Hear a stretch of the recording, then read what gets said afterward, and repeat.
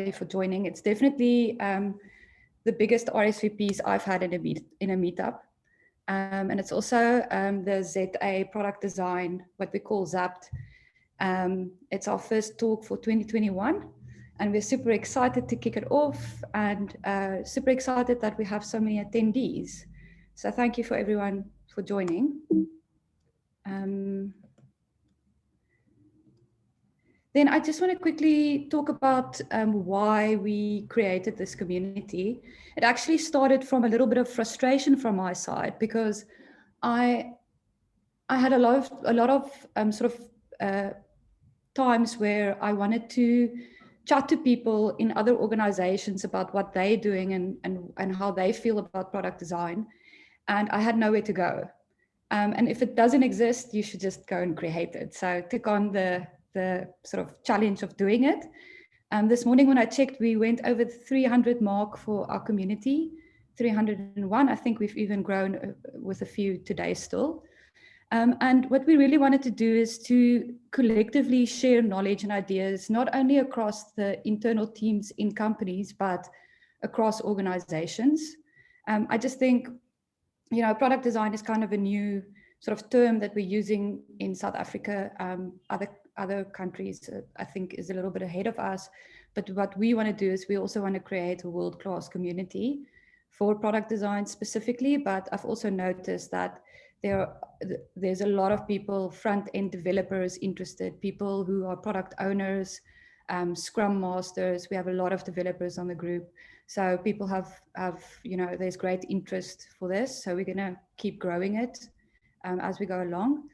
The second reason was to create opportunities for people in this field. And we want to create a space, not a Facebook, not an open community. It's more of a closed community where people share sort of values across the community. And we want to create a space where people can network with their peers. And then, of course, big other reason is to enhance product design ideas, methodologies, and processes, and share that with the community.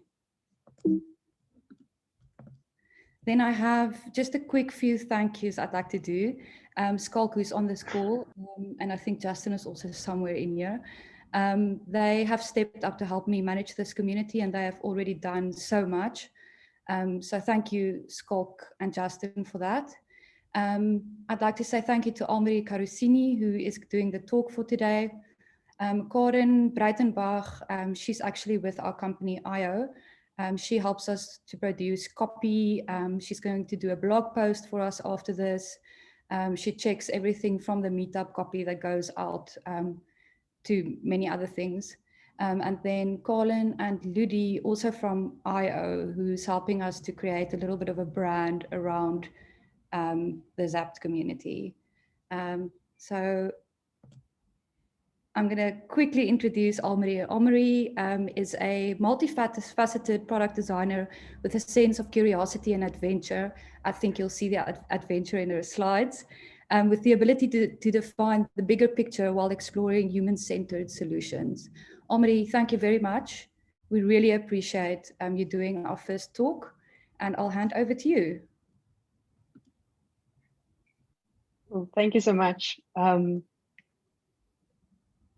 Yeah, I'm Almari, product designer, and with this little conversational talk that we are having, I am hoping just to give you some sort of insight to what product design actually is and what us product designers do and what we find interesting and what keeps us going.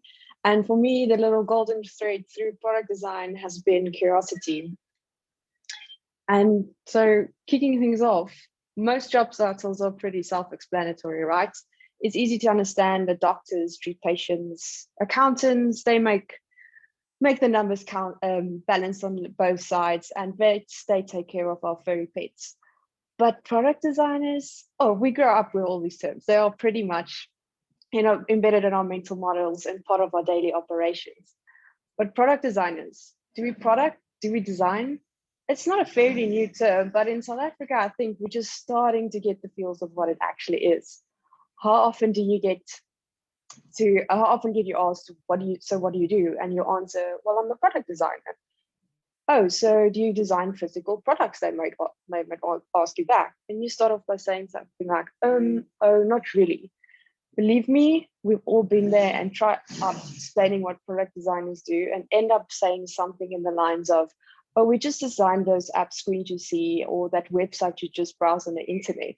And then the response would be, oh, so you design pretty pictures. Yikes. The amount of eye roll I had to restrain myself from, you have no idea. So what do? We jump onto Google because Google knows best and we type in what is a product designer? What do we do? And where do we fit in? And your results end up being a 3,000 word essay with terms and lingo starting off, adding to your just a long list of labels that's being added to you, like experience designer, interaction designer, a UI designer.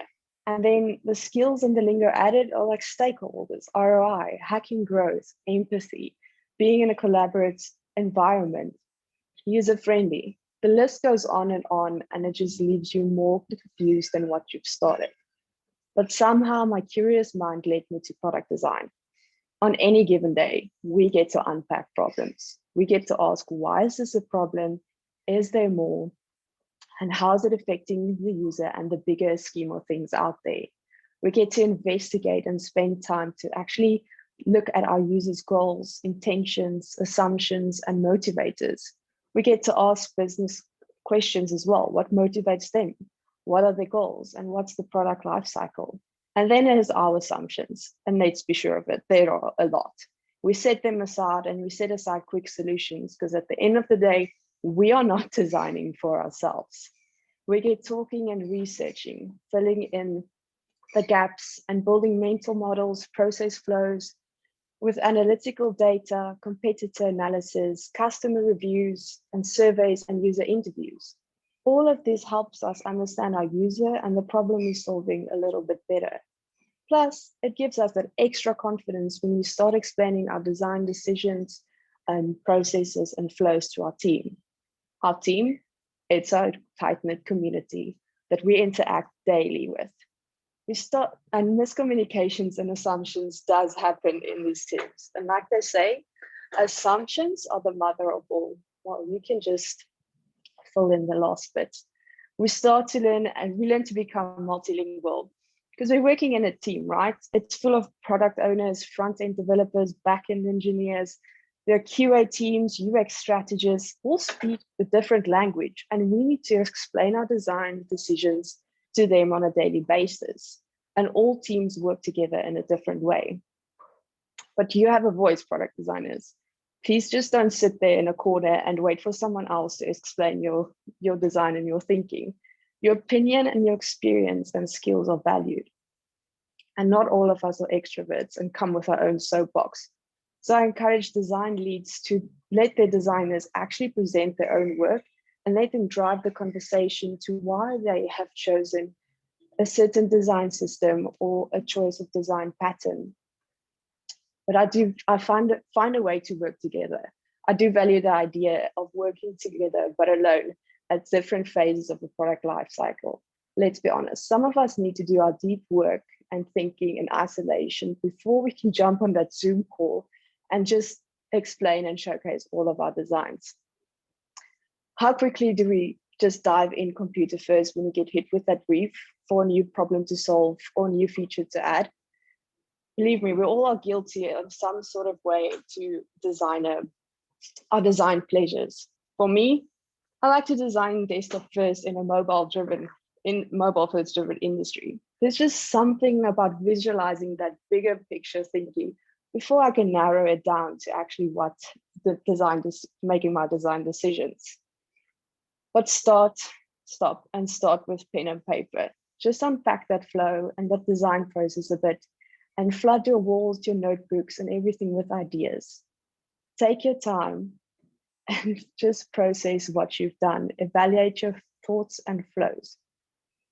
Keep it simple. Well, so they say. I hear you.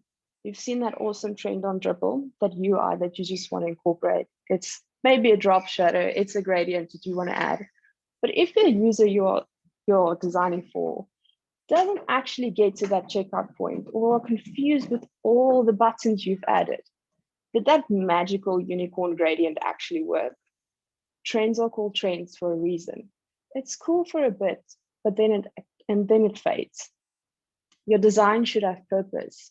Really think about the functionality you're adding to the design to solve the problem your specific user is facing. Is there usability to it? Does it have accessibility? If you know your user group is a bit visually impaired and needs help seeing stuff, are you accommodating for that? Is there interaction that you can actually validate what the users are doing to solve, to reach their task or to reach the end goal? You're designing for humans, right? So get it tested. Don't be precious about your designs. You're really not designing for you, and your designs are not you. And listen, there's no place for that designer ego in your community. You work in a community. All of you are working towards a common goal. So if something's not working from a PO stand of view, an engineering stand of view, please share why you are thinking that way and come up with solutions together. Don't just stand there and look at the product designer to fix it. I mean, help. It's a common goal. You're there to design better interactions between humans and products. You're there to take out the pain points and any blockers. Don't worry, we all don't know everything, and that is really okay. You never fail by trying. You can always learn, you always learn and make better decisions for next time. Product designers, I encourage you to actually find your fit. Find a team that you want to work with that aligns with your interests and your values. And then if you're a newbie, surround yourself with a team that you can actually learn from. If you're a little bit more seasoned in this game, listen and be intentional with your opinions. Don't just give an opinion for the sake of the opinion.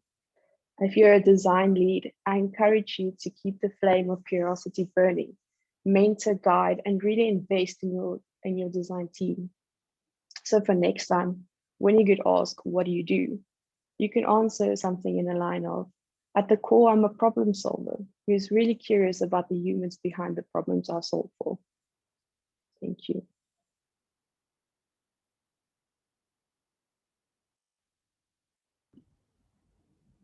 Thanks. Awesome. Thank you, Almari. I forgot to say before I hand it over to Almari, if you guys had questions, and you can still do so, please post them in the chat, and then Almari can answer, or anybody from on the call can actually answer. We'd love to have a discussion if there's anything you'd like to discuss or ask. Thanks, guys. So I'm happy to maybe ask some questions while we give some people time to ask questions in the text chat. Yeah, so sure. Product design. So like I really appreciated the point that you made about it's not exclusively something for extroverts. Like that is kind of a point that I kind of try and communicate quite a lot, because my own background is in graphic design, you know, and this was back in the day where like there was this little thing called web design, which was just part of graphic design, and you kind of designed something for the web in the same way that you designed a flyer or a poster or a book cover or whatever, you know. But one of the things that I really remember from those days is, you know, kind of lecturers just like always pushing you to kind of present your work and to take like critique and whatever. And I think that kind of left a very big impression on me, and kind of very much painted kind of the way that I, you know, so I do a lot of teaching nowadays in terms of how I think about that, because that's quite an unnerving experience for a lot of people. So I really appreciate that point about like kind of like there's space for introverts in product design as well. So, but I think my specific question is, so how would you say that product design stands in relation to all of those other fields, like, you know, UX designer, like a lot of these I find very problematic, but, you know, there are some that are a bit more established, you know, like UX designer, interface or visual designer, like, I guess what would traditionally be called a project manager, and those things. How would you say, like, are we coming up with a new term here for the sake of coming up with a new term, or would you say, like, product designer as a role has a specific relation to those?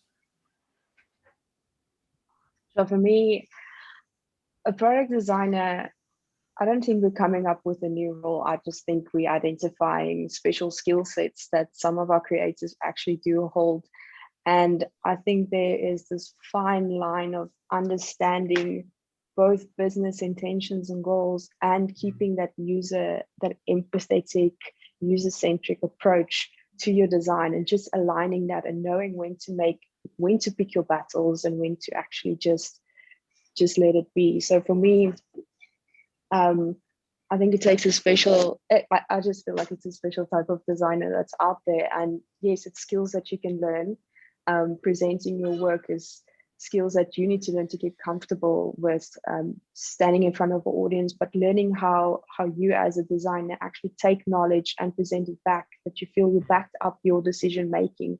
From just having an opinion for the sake of it is not the style I like to run with. So I have to know and be like, I have to have knowledge before I can actually give my opinion on things. So yes, there is a combination of both an experience, a UX designer and a visual designer that's part of you. But I mean, the UX design is so diverse on its own. And you don't just have a UX designer and that's it. They specialize in different fields. So I think it's being curious and finding out what you actually want and what drives you that will make up you as a product designer. So yeah, I hope that answers your question. No, it's a great answer. It gives a bit of insight. Yeah, it's a great answer, and I think it kind of, you know, very much addresses kind of like my feelings around it as well. As yeah, I don't know. I've never really been a big fan of kind of UX designer as a role description, or even like interaction designer. Like, to me, those roles tend to they tend to be one of those things where it's everything and nothing at once, you know. So when you're talking about user experience, like, you're literally here talking about like the breadth of just the human condition. You know, you're talking about someone who designs theme park rides and who designs like military equipment, and, you know, like, it's so broad that there's almost nothing of value that we can derive from, you know, I don't know. I need to keep my opinions to myself. Yeah, they tend to be a bit inflammatory. Yeah, I've never been a big fan of just looking at user experience as an abstract thing. And I think what I like about product design is it very much frames it kind of in a specific process, and it frames it as more of a facilitation role. And less a role of, I know what the right pattern here is, you know, we should use a card here instead of a drop down or whatever, you know, because I know Justin also has very strong feelings about this, and we kind of share that kind of sentiment that, like, UX is usually something that should be a requirement for anyone in the team, whether you're a front-end developer or regardless of your role, you should, like, it's not something that should be a specialized role. So I think for me, product design like takes that and kind of adds other things on top of that, as you mentioned, like business analysis and so forth. So I'm a big fan of the term product design. I mostly use it whenever talking about anything UX, UI, whatever. Yeah, it's a great answer. Okay, cool. I see there's a lot of questions. There's a lot of questions. But perhaps I can just quickly ask, what does the community collectively see as a product? What is that? I mean, is that addressed to Almari or to me? You or anybody. Okay. I think we're definitely talking in the digital space. Mm. But how would you define a product? Maybe Almari? The solution to a problem, but specifically in the digital space, like you said. Mm. I usually preface it with digital product design. Just because, like as Almari mentioned, like it's like when someone, it's like when someone learns what I do for work. So I mostly, I do a lot of product design, but I think my skill set is primarily front end development. So when anyone learns that, they're like, oh, you're in IT. And I'm like, no, like usually when I'm working somewhere, there's a dedicated IT team, and I'm not on that. I'm more kind of on the design side of things. And I think it's the same problem here. Like when someone from outside hears product design, they think, oh, you're doing like the Omo boxes or whatever, or the Kit Kat packaging or whatever. And I think that's because, we have definitely transitioned into a world where the majority of products are actual digital in nature, but I think kind of the language hasn't caught up, and we still think about products as something that comes from a factory. So I tend to just prefix it with digital product design when I talk about it, just to kind of ensure that that confusion doesn't happen. But when I'm in the context like a discussion like this, I would probably just say product design. But generally, I tend to, like, for me personally, it does refer to digital. Okay, cool. Shall we go over to the questions? I'll pose the questions. I think we can. Anybody we don't have the hand up function here, do we? But anybody who wants to chip in and answer. So one of the first questions is, what books do you recommend on product design? Has anybody read a good book that they could perhaps recommend? I am currently reading this little book. It's called User Friendly: How the Hidden Rules of Designs Are Changing the Way We Live, Work, and Play. It's by Cliff Kung and Robert Fabricant. Very insightful into just the skills we tap into product design, and it does speak to physical products that are being made, and also, but in the tech space as well. So very good one. So that's what I've been reading. Hold it closer to the screen. I just want to see I just want to see how you spell the author's name. Cliff Kwang. Okay. Cool. You got it, Karen? Mm-hmm. Any other book that anybody has read lately? Not. Okay. I left a couple, but I put them in the text chat. So the one is Design of Everyday Things. That to me is like any course I'm teaching, that's kind of where I'm going to start. And then also I generally consider the Lean Startup as required reading. That's probably one of the books that had the biggest influence on me in terms of just how I approach designing products and building products and so forth. Definitely the Lean Startup. Cool. I think that's a talk on its own, and it's definitely going into the archive to address. I'm happy to do that. I've got another speaker, yes. Okay, cool. So next question is, there is so much material out there. Do you have certain resources that you use as a gospel, or how to filter out the trends?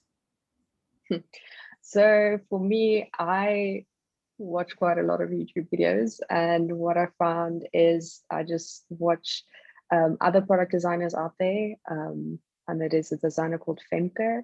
So I watch some of her stuff. I do appreciate just the transparency in the community of sharing experiences, and then also the Nielsen Group, their channel. For just skills on the computer using Figma, because that's my tool of choice, I watch Pablo Stanley's YouTube channel, Sketch Together. I mean, that guy's just super entertaining. And then podcasts. I listen to the Nielsen Group as well on the podcast space. So just anything that actually just speaks to how users operate and how we actually are designing for communities and how communities operate. I think that's just important to upskill yourself on a daily basis. Our platform is not stagnant; it's ever so much changing out there. So yeah, just that's my go-to places. Cool. I can't see the bottom of the chat because I'm looking at the questions, but can somebody just add the Nielsen group here in the chat? I think that's a very valuable one that a lot of people use. Okay, next question. Any tips or recommendations around presenting to stakeholders during meetings, especially when everyone is looking towards you to solve all the issues in a big team? Yeah, I can. That is a big one. I think it's everyone. It's part of a team. Like I said, you're not there to make all the decisions, but you're there to guide and have an opinion. I think the more you speak to your team and the more you get buy-in from your team, it gives you that confidence to actually talk to stakeholders and get their buy-in as well. So I just don't think product designers should put that much pressure on themselves to solve everything, because we can't. We're not superhuman. So as long as I think the team should just realize that they are in this together and they're working towards making better products out there. So why is it just one person that needs to sell it? Or maybe start and ask that. Just one thing I want to add is I've noticed, and this is also just through years of seeing it. I'm not a designer myself, but I would put as one of the most valuable skills for a product designer coming from a non-designer is facilitation, meeting facilitation. So like holding the room and giving everybody in the room a voice. I've seen so many times where people say they are facilitating a meeting and there's actually only one person talking. It's about creating that voice around the table. Yeah. Cool. Is there? I don't want to jump over anybody if people want to say something. Does anybody want to contribute to that question about presenting to stakeholders? A book I put in called Start With Why, I think speaks to this point, but basically it's about being multilingual, like you mentioned, and product designer deals with a lot of different people from a lot of different backgrounds. So you have to be able to speak to each person about what matters to them. So I think starting with why is a way of summing it up, making sure you understand what the other person's needs are, and then being able to communicate with them after that. So whether it's a stakeholder or it's someone on your team, it's all about starting from the same foundation point. Thank you. Thanks. Anybody else? Cool. I think we've kind of touched on this question from Lizette. A commonly asked question is, what is the difference between a product designer and a UX or user experience designer? I think 3 or 4 people asked that same question. So obviously it's something that people find really interesting and really want to delve into. Do you know what? When you said earlier, everybody runs to the internet for the answer to a question. That's what I did. And isn't it the product designers? I don't want to say responsibility because that sounds like a soul thing, but to hold the vision of the product, the visual vision of the product. And it's almost a conductor type role where you'll be able to advise marketing people on direction. You can speak to copywriters about tone. You have a general idea of what you want the user experience to be, whether it's accessibility and it needs to have these things, or this needs to be a really simple product. You can speak to data analytics. You understand a lot, or you have a good or deep understanding of all the user the UX processes that happens, but it's not necessarily you that do all the work. It is a bit of a conducting that happens because somebody needs to hold that together. And for me, the product designer is that person. Does that make sense? But that's just how I see it. Does make sense. Yeah, for me, like that also makes a lot of sense. So I tend to come from kind of an agile background. So to me, a product designer very closely aligns for me like what a product owner would do in a kind of an agile flow. But once again, you know, not everyone is kind of familiar with agile and so forth. And, you know, agile has specific nuances to it in that regard. But yeah, as you mentioned, like in my experience, the most most valuable what I would call product designers, they might not call themselves product designers, I've kind of found are the people that kind of do the kind of the heavy lifting up front and then provide the technical like roles with everything they need. So, you know, so let's say the visual designer is going to like design the interface or whatever. So by the point the visual designer starts with that, they would already have an idea in terms of, okay, cool. Like what are styles, like broad look and feels that are associated with kind of the brand, like the brand that we're going with here, you know, what are kind of our main demographics that we're looking at, you know, like kind of, I almost find it as more a supporting role. And I think that's also why I would liken it to like a product owner in Agile, is because, you know, when people hear product owner, and I think it's the same with product designer as well. When people hear that, they think like it has something to do with hierarchy. You know, you're the product designer, like you're the guy at the top who's designing the product. And you just tell people like, you make that button blue, you make that button red, you know, set up this database or whatever. And, you know, like, I think it's even worse with product owners in Agile, which maybe even implies more of a kind of ownership of a hierarchy. But I also find often then when talking about this idea of a product designer, that people tend to think it's like, oh, it's like if you're an agency or whatever, especially if it's like a small agency, oh, it's kind of like just the guy who talks to the clients and whatever, you know. Yeah, like, and I think that sometimes gets in the way, that like just the terms that we use to describe these things imply some hierarchy just because they come with baggage, you know. But I, in my experience, find it to be like a supporting role. Like someone doesn't even need to have a position of seniority in a team to be able to take on that role. Yeah, so I guess that's maybe my 2 cents. Cool. There is, I must say, I'm going through some of the questions. This question is there's a lot of duplicates. Karen, I'm going to address yours, but I'm going to leave. Okay, so I'd like to know how you define product design as a discipline as opposed to UX and UI design. I think we've answered that now. Please tell us about your journey as a product designer and some of your hardest lessons you have learned from mistakes or challenges. So it's actually your journey and then what have you learned? I started from a traditional graphic design background, then with the whole branding experience and also advertising. But what I learned was branding, all of that it was short-term.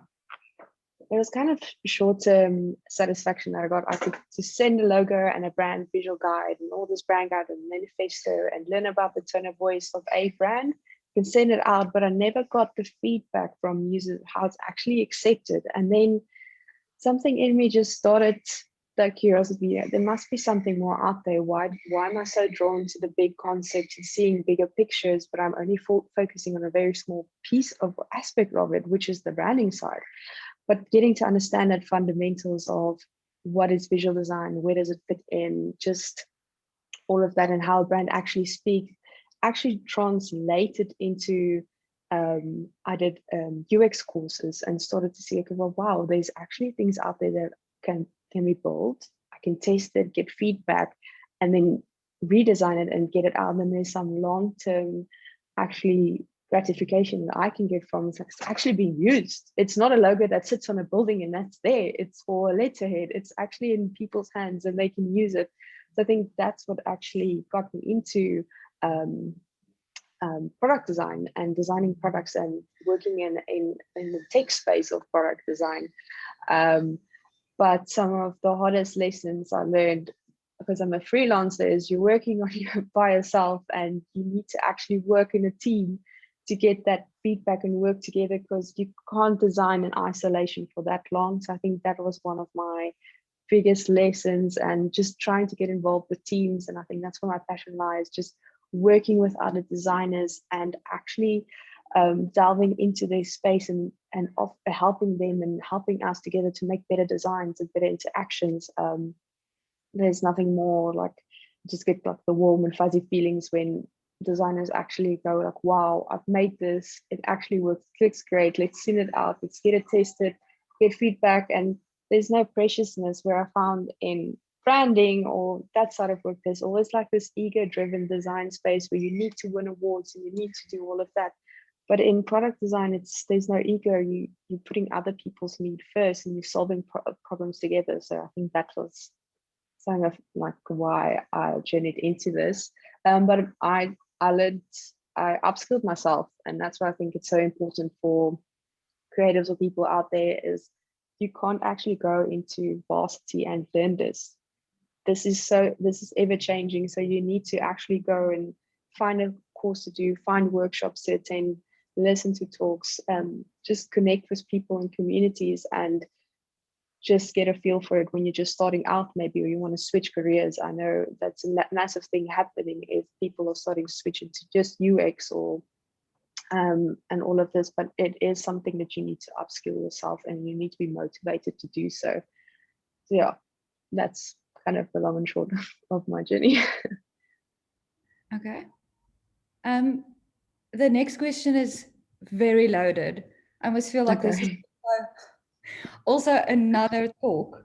How do you feel about the agile process?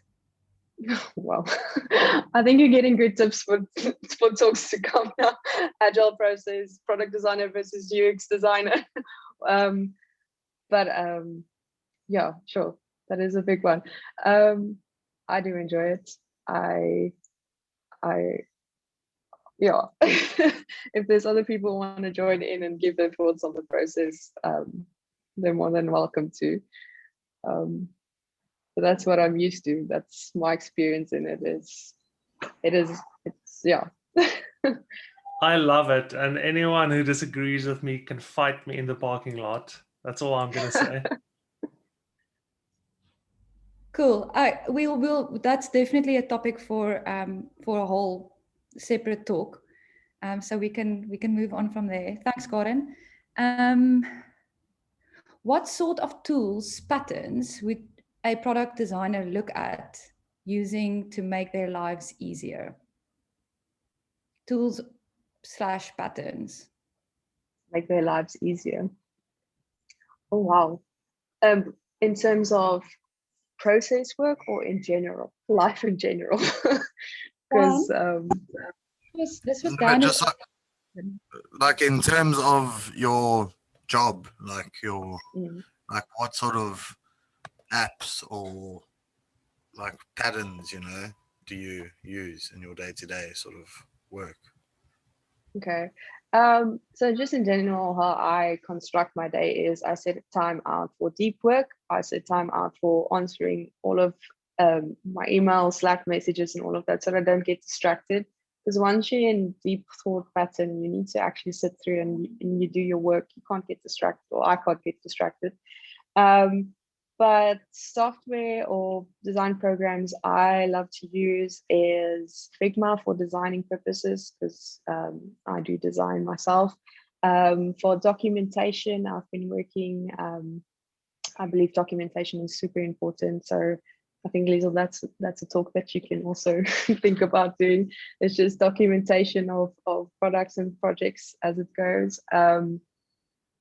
So that Notion is a cool space for that.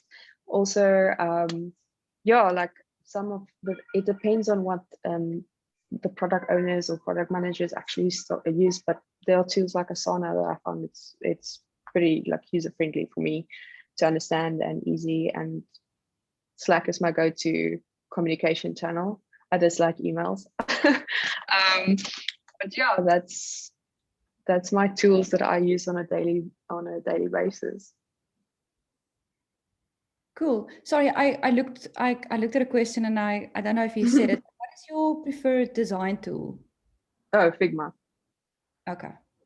Mm. Cool. On that point, like what are your feelings on Figma versus like Canva, and like why do you like Figma better? Like all the other tools. Yeah. If you could do a brief comparison, maybe just like a brief.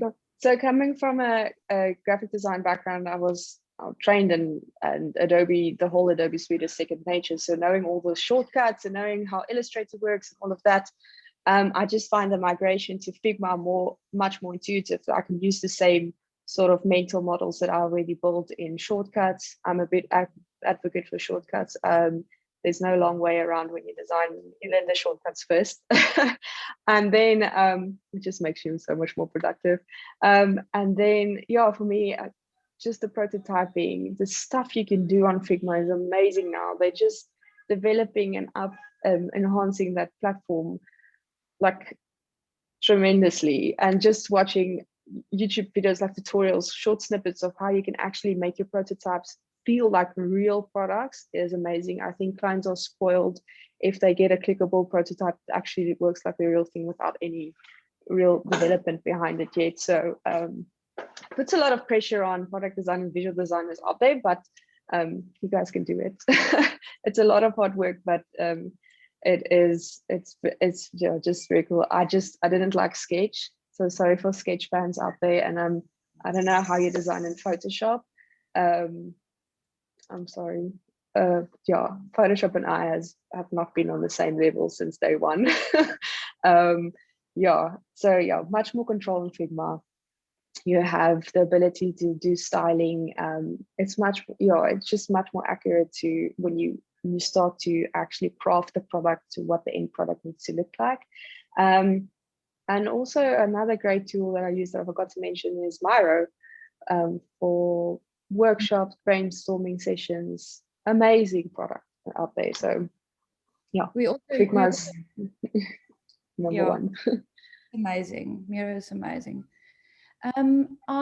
We recently started testing Figma on one of our projects in our company, and yeah, it seems amazing. We will obviously have to go for the organization level one, which it's very expensive, but I think what you can do with Figma in terms of handover, so you can let go of Zeppelin, you can let go of Overflow. And so, yes, it's more expensive to use, but it's less platforms and tools to manage as well. Don't know, Skalk, you're shaking your head, so you've been there. Yeah, no, I'm like, I remember back in the day, because, you know, I don't have a Mac, you know, I'm one of those rare design types that have never owned a Mac. I guess it's maybe because I studied fine arts at some point, so I've always been poor. So I've never been able to afford a Mac. So yeah, like to me, obviously, like I just couldn't do Sketch, and like, so Figma for me was kind of like the first to market alternative to Sketch that you could use on any platform. What I like about Figma, like as opposed to XD and those things, is because Figma runs in the browser. I often work with a lot of people who use Linux as well. And at this point, there's no Linux version of XD or Sketch or any of the other things. So it's just the accessibility of Figma. And like you did mention, it is quite expensive. But the flip side of that is like, all you guys are subsidizing my free plan, because the free plan is really generous.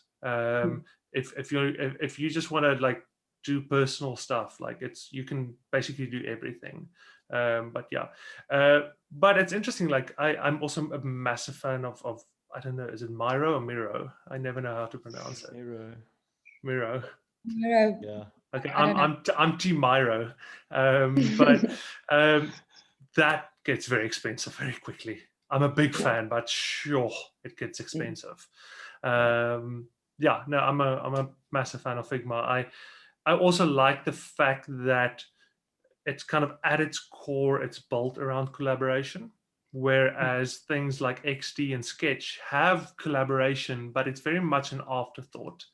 Whereas, you know, Figma is essentially built to be essentially the Google Docs for design. Yeah, I'm a massive fan. Okay, great. Thank you. I don't know if anybody else wants to make a comment, or can we move along? Okay. Next question from Bobby. How do product designers and product owners complement each other? Sure.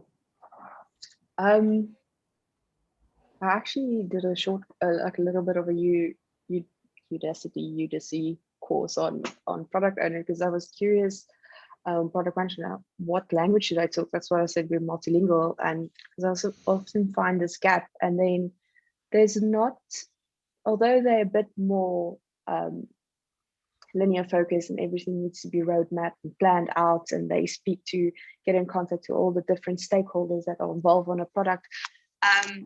There's not very much difference between them. I think you complement each other because you have the same vision for the product at the end of the day and you work towards it. I think you just part of the more visual side and executing the visual part of it, making sure there's a prototype at the end of the day. But you work hand in hand together. You are guided by them essentially, and then you're executing some of the instructions they give you. So yeah, I think it's always good to find a great product owner that you share the same value and vision with when starting out on a new product. Does that answer your question, Bobby? I can also add to that a bit. So yeah, like I think also, you know, as you mentioned, you know, this concept of being multilingual. So when I talk about a product owner, I kind of talk about a product owner as a specific role in an agile team. So for me, more often than not, you know, a lot of times, like the product owner and the product designer is the same person. I often find, and you know, and here we get into the nuances of language and semantics and so forth. So, you know, like at this point, we're just getting into like personal preferences for how we use things to define roles and so forth. But to me personally, like product design tends to be more towards a skill set, whereas product owner for me tends to be a role within a specific team. So I wouldn't necessarily market myself as a freelance product owner, because that to me speaks more towards a specific position in a specific team that can be filled by a variety of people. But I think someone who has experience in product design tends to fill that role very nicely. But, you know, I think like it's you had that slide where you just had like all these roles and titles, you know. Now we're getting into titles and things that don't even have their own Wikipedia pages, you know. So now we're really getting into like the murky stuff. So, you know, take everything with a pinch of salt. But for me personally, I tend to see them as kind of more often than not the same thing. Cool, Bobby. I hope that answers your question. Yeah, that was great. I believe also how important is that they work together.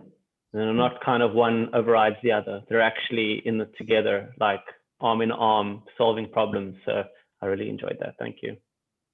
Welcome. Cool. I think I don't want to make this talk too long. I see there's already a few people dropping off. Can we address one more question and then we'll note all the other questions. We'll see if we can answer them on the community perhaps, and we can also turn some of them into talks and delve a little bit deeper. Okay, so the last one for today, unless somebody really has something that they want answered today, let me just ask that. If there's nothing urgent, okay. What competencies, skills, or qualifications are required for someone with problem-solving experience looking to pivot their career into a product designer role? I think if you're really interested in the visual design aspect of it, actually designing physical product, all skills that you need to have is learn your software. That's the skill that we will need to do, and you must be open to make mistakes and get frustrated and push through.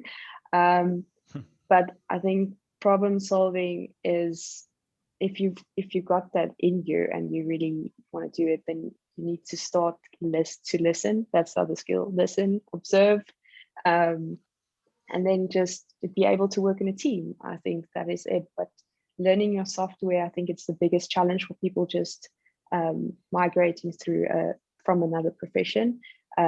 Yeah, especially if you want to do the visuals. So it's just sitting down, learning software, start small.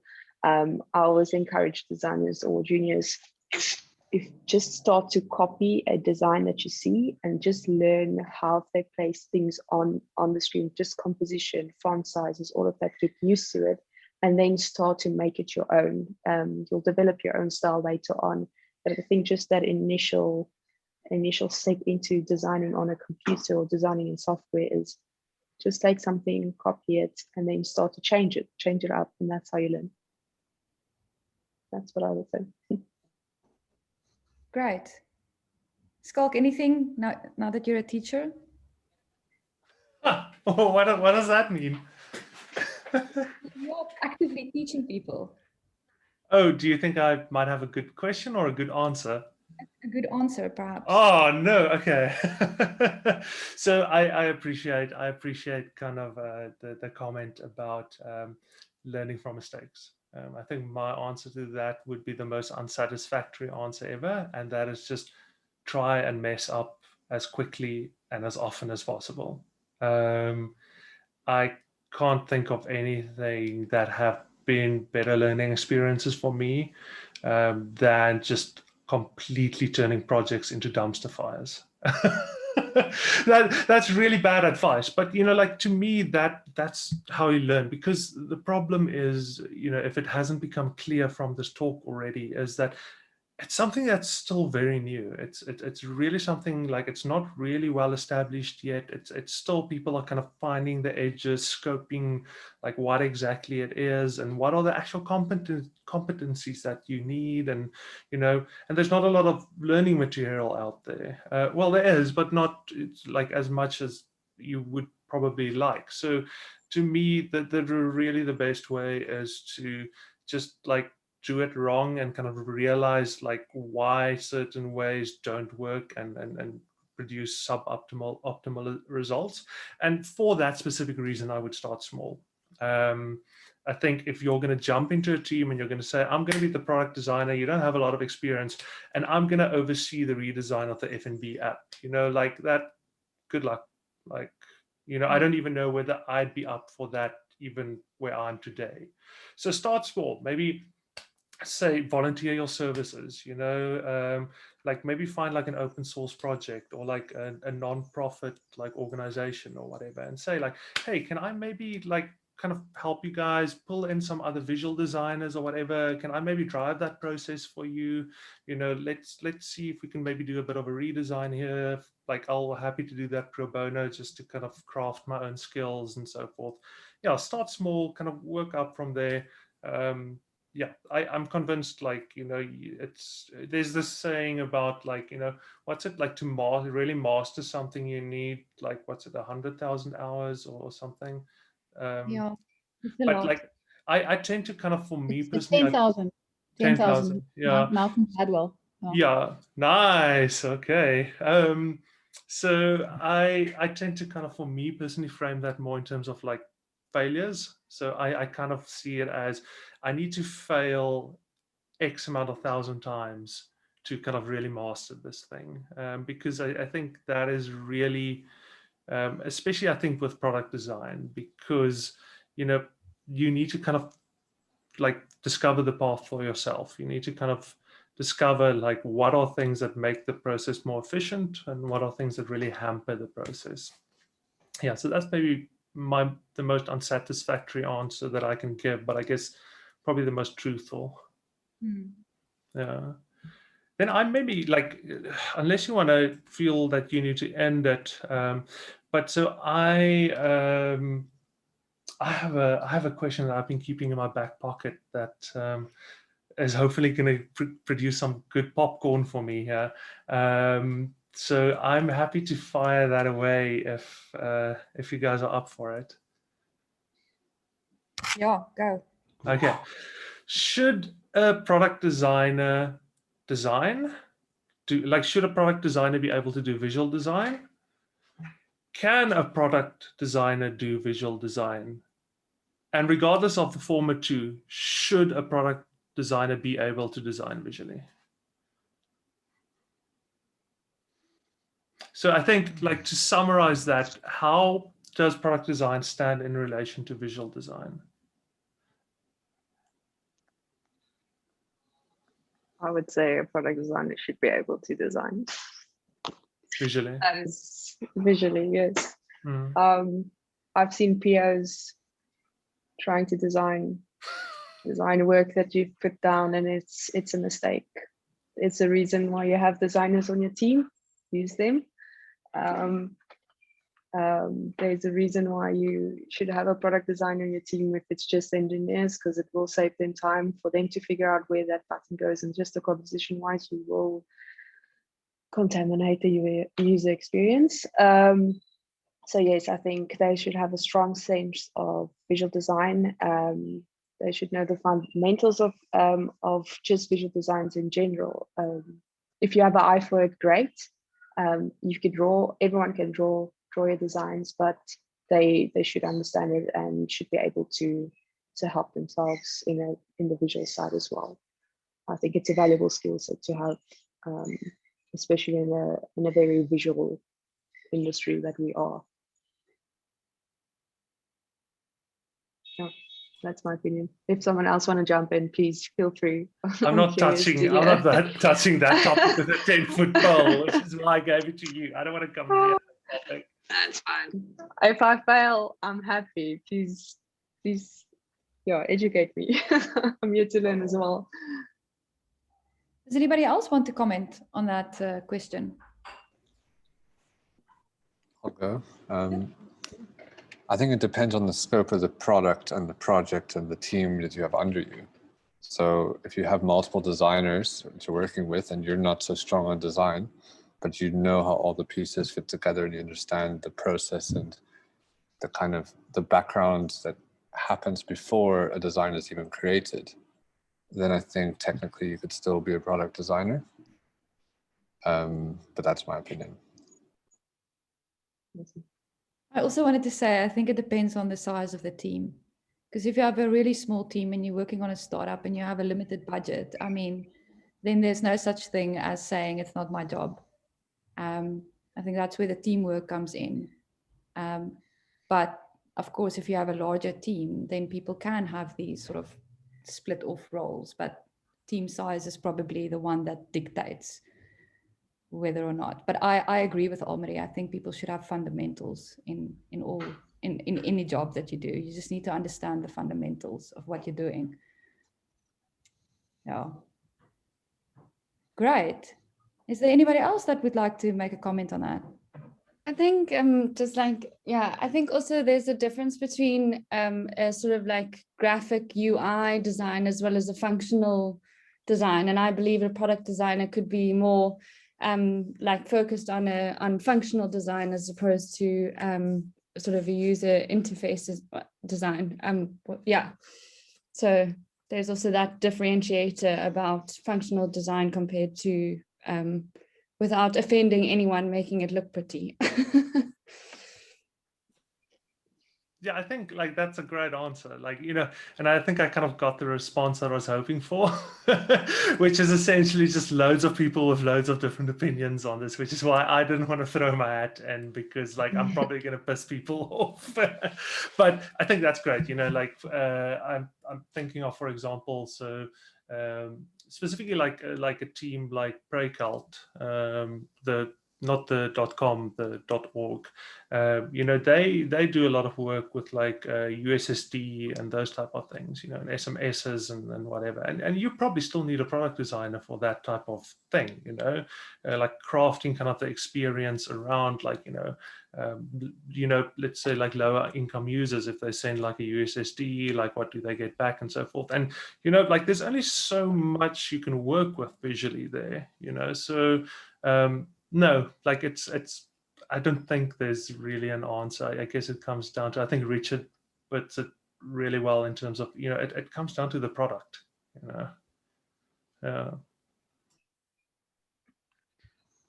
Cool. I think, shall we wrap that for today? Thank you. Okay. Thanks again, Omri. Thank you, Skulk. I just want to make a final request. If there are specific topics that the community really wants addressed in future talks, it would be really cool if you guys could make suggestions. You know, it's a sort of a democratic process. I'd love to find out what other people, you know, what you'd like to hear about in the future. And for we'll include the link. I don't know if everyone who is here is actually on the Zapped community. I think the news traveled and people came from all over. But we'll make the URL available so that if you guys want to join the community, there's just a quick little form on the website that you need to fill in. And yeah, sort of the best way to collect those topics for future discussions is actually on the community. So I would rather point people there, and we can perhaps use one of the channels to gather that information, and then we keep it in a collective place. But yeah, we'll communicate from there. Okay. Thank you. Thanks again, Almari. Thank you, Skulk. Oh, thanks, guys. Thank you. It was amazing. Oh, yeah. Thanks everyone for joining. So just, you know, like as Liesel mentioned, you can just go to zapped.co.za. So it's ZAPD, not to be confused with the South African Police Department. That's Zapped. So the zapd.co.za. Cool. All right. Thanks, everyone.